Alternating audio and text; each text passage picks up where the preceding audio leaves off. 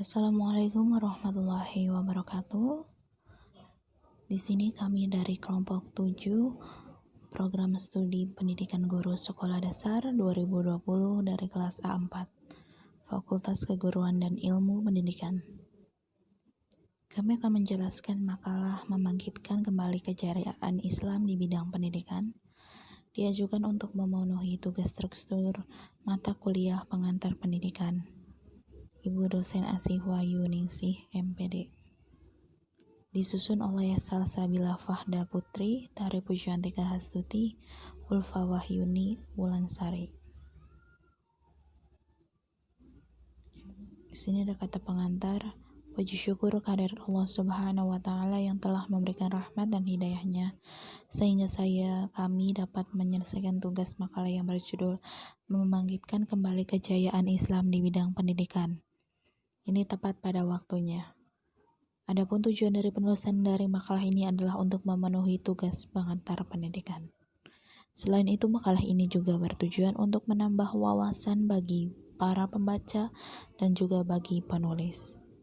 Saya mengucapkan terima kasih kepada Ibu Asih Wahyu Ningsih, MPD, yang telah memberikan tugas ini sehingga dapat menambah pengetahuan dan wawasan sesuai dengan bidang studi yang saya tekuni.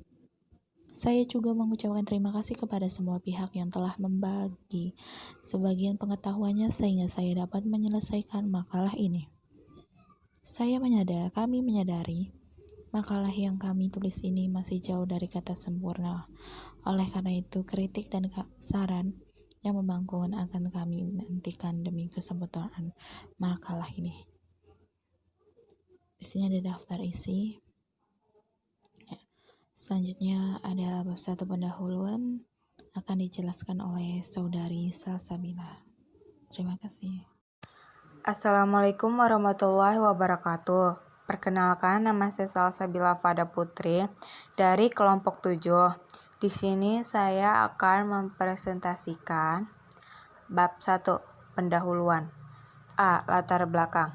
Perkembangan suatu bangsa erat hubungannya dengan masalah pendidikan. Tingkat pendidikan suatu bangsa merupakan cermin kesejahteraan kehidupan bangsa tersebut. Semakin tinggi tingkat pendidikan yang dimiliki masyarakat menjadi salah satu tanda tingkat kelayakan kesejahteraan hidupnya. Masyarakat yang berpendidikan akan mampu mengatasi masalah-masalah yang dihadapinya dan mampu untuk melakukan sesuatu yang baru untuk menunjang kemajuan kehidupan baik bagi diri dan bangsanya. Pendidikan merupakan suatu proses dinamis di mana dari waktu ke waktu mengalami perubahan dan perkembangan sesuai dengan dinamika masyarakat. Selain itu, pendidikan tidak hanya dipandang sebagai usaha pemberian informasi dan pembentukan keterampilan saja, namun diperluas sehingga mencakup usaha untuk mewujudkan kesabaran, kebutuhan, dan kemampuan individu sehingga tercipta pola hidup pribadi dan sosial yang memuaskan. Tujuan pendidikan pada dasarnya adalah untuk mendewasakan anak. Demikian pula, pendidikan di sekolah pada dasarnya menyiapkan warga masyarakat agar mampu menerapkan serta mengembangkan ilmu pengetahuan sesuai dengan kondisi masyarakat nantinya. Karena situasi, kondisi, dan ilmu pengetahuan di masyarakat bisa berubah dalam hitungan waktu hingga dengan adanya sekolah diharapkan bisa membantu masyarakat dalam menghadapi segala perubahan yang ada. B. Rumusan masalah. 1. Bagaimana peran manusia sebagai makhluk multidimensi? 2. Kenapa manusia sebagai makhluk yang perlu dididik dan dapat mendidik? 3. Bagaimana proses pendidikan sebagai pembentukan insan kamil atau manusia yang sempurna? Tujuan pembuatan makalah. 1. Memahami hakikat manusia sebagai makhluk multidimensi. 2. Mengetahui peranan manusia sebagai makhluk yang perlu dididik dan dapat mendidik. 3. Memahami penerapan pendidikan sebagai pembentukan insan kamil atau manusia yang sempurna. Bab 2. Pembahasan. Manusia sebagai makhluk multidimensi. Manusia sebagai makhluk multidimensi menunjukkan bahwa manusia memiliki kekayaan dimensi yang luar biasa untuk dipelajari. Sejumlah problematika manusia mengakibatkan manusia yang hidup di 5 benua ini memiliki sejarah, tampilan lahiriah atau esensi, tingkatan ekonomi, pendidikan daerah, sosial, politik, ideologi, biologis, dan seterusnya yang berbeda dan khas. Dalam bagian ini akan dijelaskan kajian sejumlah ilmu tentang manusia sebagai bagian yang amat penting untuk dicermati dan ditelah agar mempermudah seseorang pendidik atau pendamping untuk melakukan analisis dan bimbingan. B. Manusia sebagai makhluk yang perlu dididik dan dapat mendidik. Hakikat manusia sudah pasti berbeda dengan hakikat hewan atau makhluk lainnya. Manusia merupakan makhluk yang mulia, ia diberi kelebihan yang luar biasa. Namun apa saja yang menjadi pembeda antara manusia dengan makhluk lainnya? 1. Manusia merupakan makhluk yang berpikir, itulah mengapa manusia mampu menciptakan teknologi dan segala inovasi yang baru. 2. Manusia merupakan makhluk yang unik. Manusia dengan satu sama lain memiliki perbedaan, oleh karena itu setiap manusia akan memiliki kepribadian yang berbeda. 3. Manusia adalah makhluk sosial, ia merupakan makhluk yang tak bisa hidup sendiri. Kebutuhannya tidak akan tercapai apabila ia hidup sendirian. 4. Manusia merupakan makhluk yang memiliki nilai dan moral. Manusia pada hakikatnya merupakan makhluk yang dapat membedakan mana yang baik dan buruk, serta mana yang salah dan mana yang benar. Masih banyak lagi hakikat manusia yang sesungguhnya. Dari berbagai macam hakikat manusia tersebut, kita akan tahu mengapa manusia dapat dididik dan mendidik, karena pada dasarnya menurut Immanuel Kant bahwa satu-satunya cara memanusiakan manusia yaitu dengan pendidikan. Lewat didikan manusia akan menjadi manusia, setelah menjadi manusia ia akan mendidik yang lainnya. Manusia yang telah lahir belum menjadi manusia. Untuk menjadi manusia ideal, ia tidak dengan sendirinya. Manusia sejak lahirannya belum menjadi manusia yang ideal. Bayi yang baru lahir tidak dengan sendirinya dapat berbicara, namun dengan didikan dari ibu dan ayahnya ia mampu berbicara. Manusia perlu dididik agar menjadi manusia yang ideal. Oleh sebab itu, kehidupan manusia tidak akan pernah lepas dari pendidikan, dan bimbingan. B. Manusia sebagai makhluk yang perlu dididik dan dapat mendidik. Hakikat manusia sudah pasti berbeda dengan hakikat hewan atau makhluk lainnya. Manusia merupakan makhluk yang mulia, ia diberi kelebihan yang luar biasa. Namun apa saja yang menjadi pembeda antara manusia dengan makhluk lainnya? 1. Manusia merupakan makhluk yang berpikir, itulah mengapa manusia mampu menciptakan teknologi dan segala inovasi yang baru. 2. Manusia merupakan makhluk yang unik. Manusia dengan satu sama lain memiliki perbedaan, oleh karena itu setiap manusia akan memiliki kepribadian yang berbeda. 3. Manusia adalah makhluk sosial, ia merupakan makhluk yang tak bisa hidup sendiri. Kebutuhannya tidak akan tercapai apabila ia hidup sendirian. 4. Manusia merupakan makhluk yang memiliki nilai dan moral. Manusia pada hakikatnya merupakan makhluk yang dapat membedakan mana yang baik dan buruk, serta mana yang salah dan mana yang benar. Masih banyak lagi hakikat manusia yang sesungguhnya. Dari berbagai macam hakikat manusia tersebut, kita akan tahu mengapa manusia dapat dididik dan mendidik, karena pada dasarnya menurut Immanuel Kant bahwa satu-satunya cara memanusiakan manusia yaitu dengan pendidikan. Lewat didikan manusia akan menjadi manusia, setelah menjadi manusia ia akan mendidik yang lainnya. Manusia yang telah lahir belum menjadi manusia. Untuk menjadi manusia ideal, ia tidak dengan sendirinya.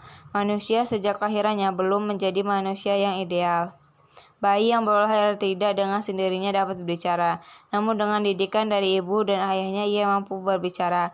Manusia perlu dididik agar menjadi manusia yang ideal. Oleh sebab itu, kehidupan manusia tidak akan pernah lepas dari pendidikan.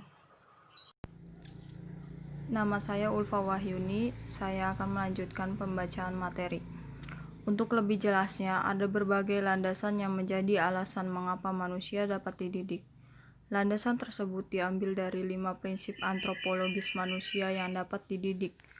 Subkoordinator Landasan Pendidikan UPI 2014 yaitu 1. Prinsip potensialitas. Pendidikan bertujuan agar seseorang menjadi manusia yang ideal. Apa itu manusia yang ideal?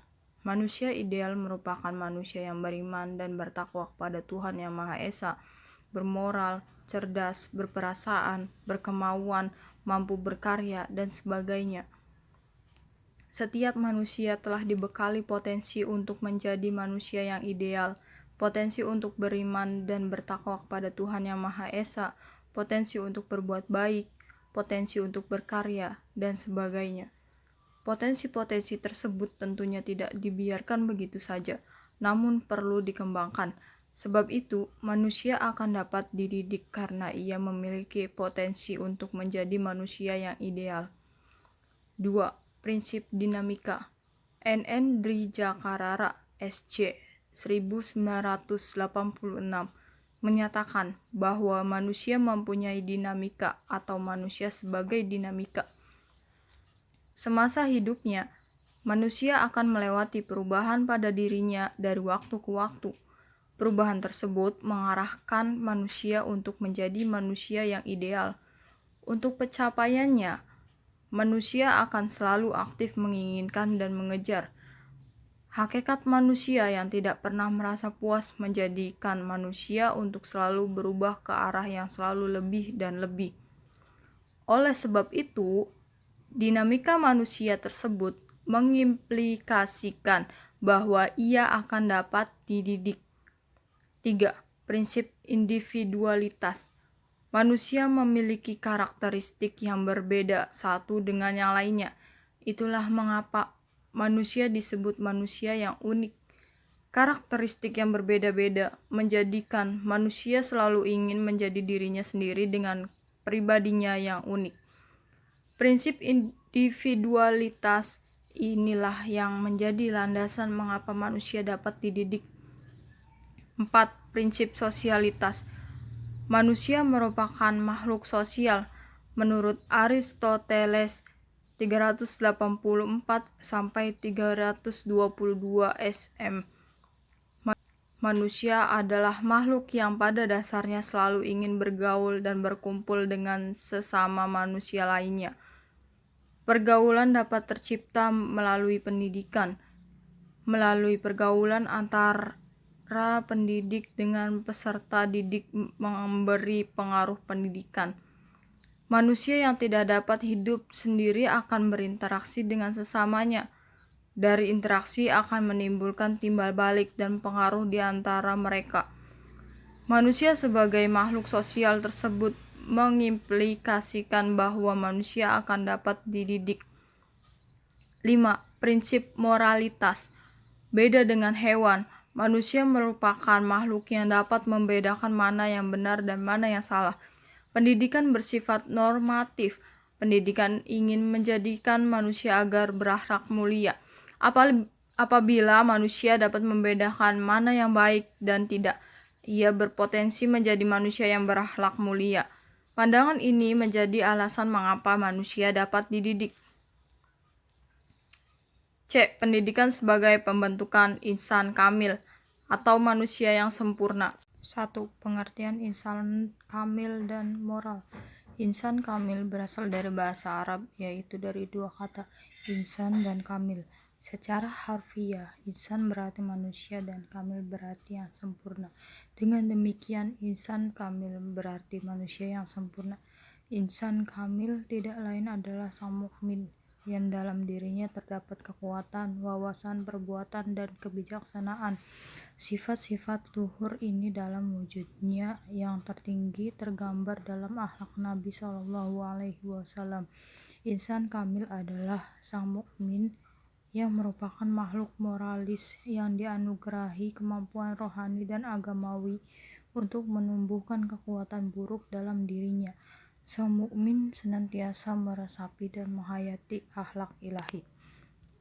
2. Ciri-ciri insan kamil. Menurut Murtado Mutahri, manusia sempurna insan kamil yakni mempunyai ciri-ciri sebagai berikut. 1. Jasmani yang sehat serta kuat dan berketerampilan. 2. Cerdas serta pandai. 3. Rohani yang berkualitas tinggi. Sifat-sifatnya manusia yang sempurna terdiri dari keimanan, ketakwaan, keadaban, keilmuan, kemahiran, ketertiban, kegigihan dalam kebaikan dan kebenaran, persaudaraan, persepakatan dalam hidup, perpaduan umat. Untuk cara-cara mencapainya ialah dengan istighfar kepada Allah Subhanahu wa Ta'ala, ikhlas, sabar, cermat, optimis, syukur.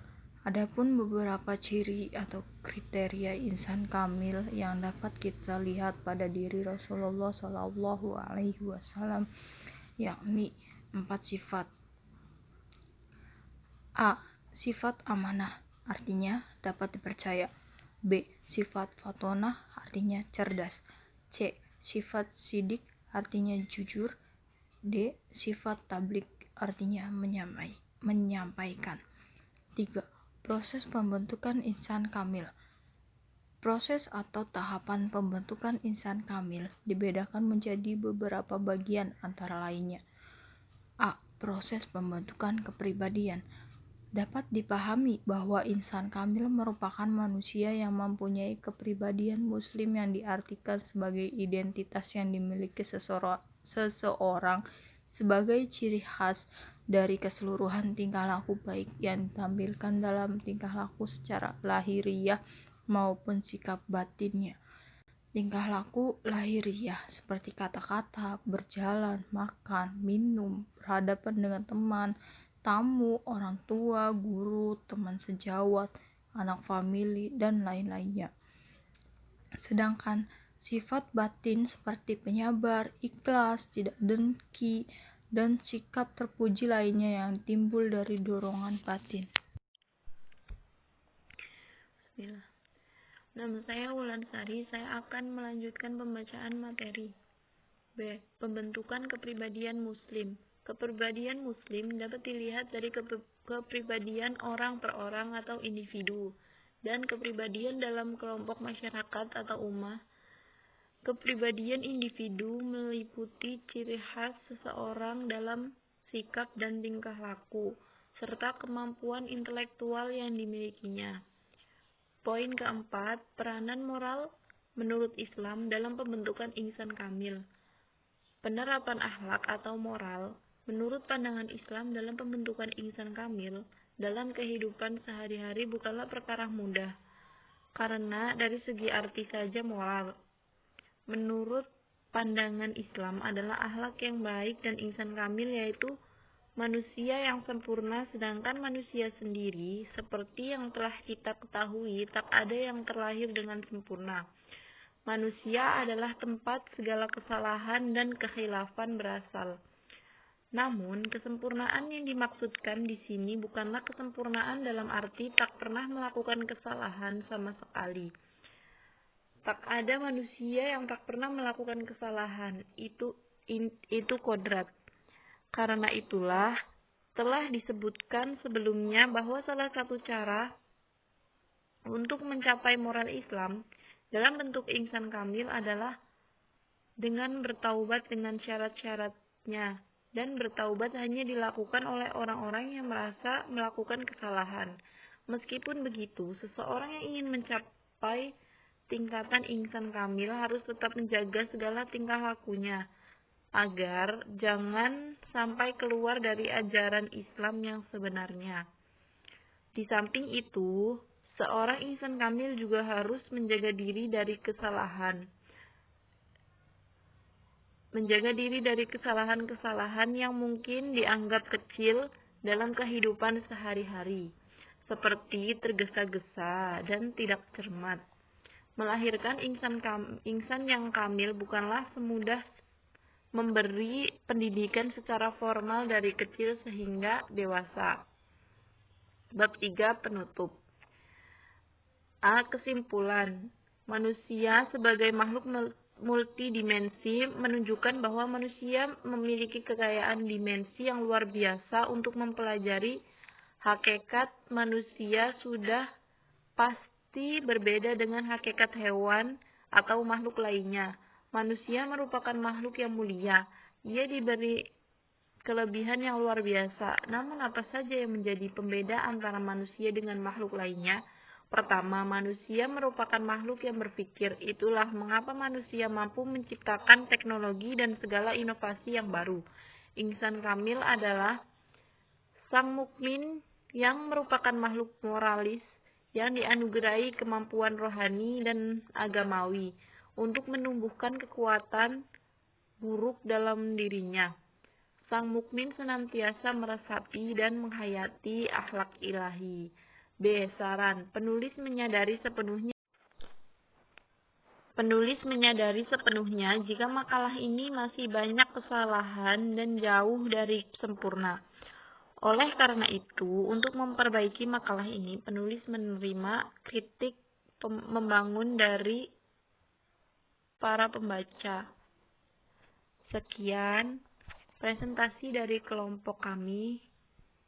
Dan terakhir, wassalamualaikum warahmatullahi wabarakatuh.